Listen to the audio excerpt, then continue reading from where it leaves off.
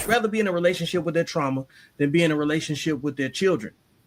And that is a hard sell. And then the next thing they do is a deflection. And then when you think about it, when you were growing up, you just thought that that's the way it was. Mm-hmm. But when you look at the type of life you have to lead in this era of accountability, when I say not era, but era of technology creates accountability. There's a footprint, there's a screenshot that goes with everything. There's an email, there's a paper trail.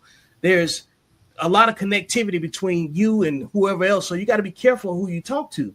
Whereas before, you can kind of discard people. You can compartmentalize a whole lot differently because there's no paper trail behind everything until that side family pulls up at the funeral, or somebody saw you at somebody else's house one night and confirm some kind of suspicions or whatever.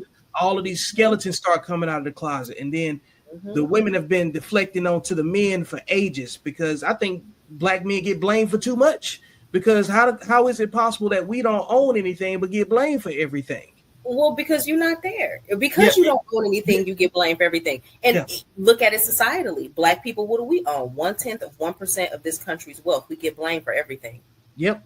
The prison is full of us. We are less than 13% of the population. How are we anywhere near the numbers we represent in prison? Because if you're not there, if you're not financially represented, politically represented in this country, then you get the shit into the stick, and that is the way that it works.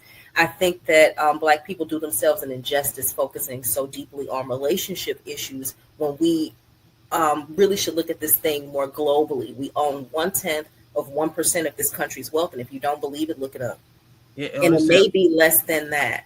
And we are the most, we spend the most, but we have the less rights. And it just really doesn't make any sense from a capitalistic standpoint until you look at it and say the people who are well represented financially are the least of these in the prisons. How many Asians do you see in the prison system? How many Arab people do you see in the prison system? Okay, now go back and look and see how much of our country they own.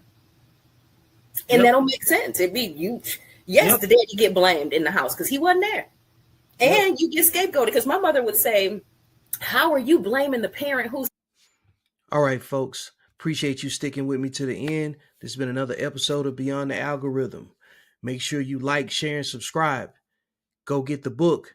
And most importantly, I will see you beyond the algorithm, because that's where life actually happens.